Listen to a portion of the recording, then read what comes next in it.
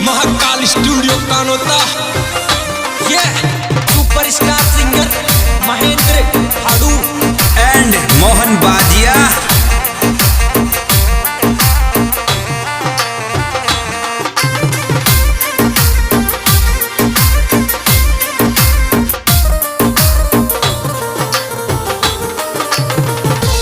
अरे तेजो करनाल्या को सेठ दुनिया तो के जोड़ा सो, तेजो करनाल्या को सेठ दुनिया तो के जोड़ा सो, तेजो करनाल्या को सेठ दुनिया तो के जोड़ा सो।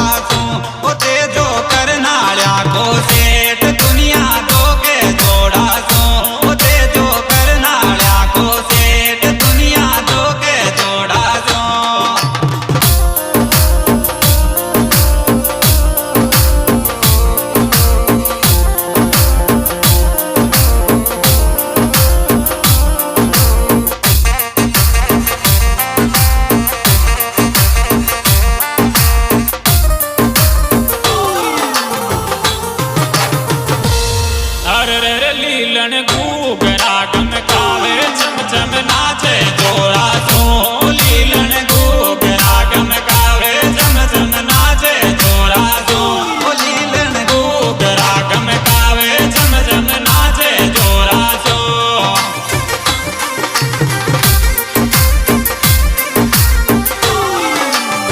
नाचे जोड़ा सो लीलन नाचे जोड़ा सो, लीलन घूग रागम कावे चमचम नाचे जोड़ा सो, लीलन घूग रागम कावे चमचम नाचे जोड़ा सो।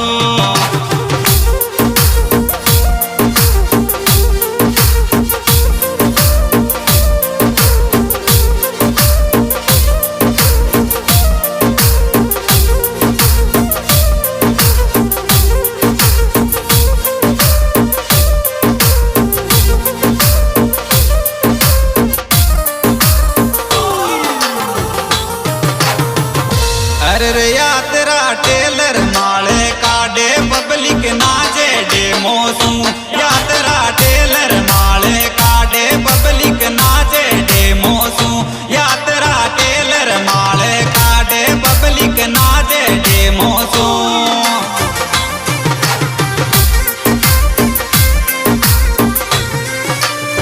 नाच डेमो सू पब्लिक नाचे डेमो सू, यात्रा टेलर माले काडे पब्लिक नाचे डेमो सू, यात्रा टेलर माले काडे पब्लिक नाचे डेमो सू।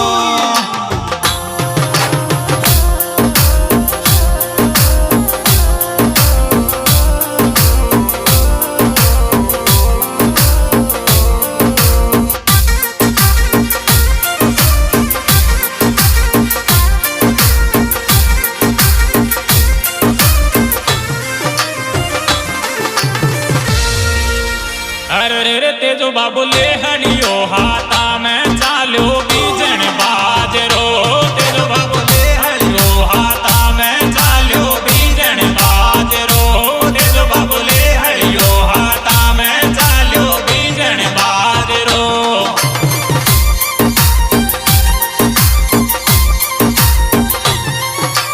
बीजन बाजरो चाला बीजन बाजरो, तेजो बाबू ले हलियो हाथा में चाला बीजन बाजरो, तेजो बाबू ले हलियो हाथा में चाला बीजन बाजरो।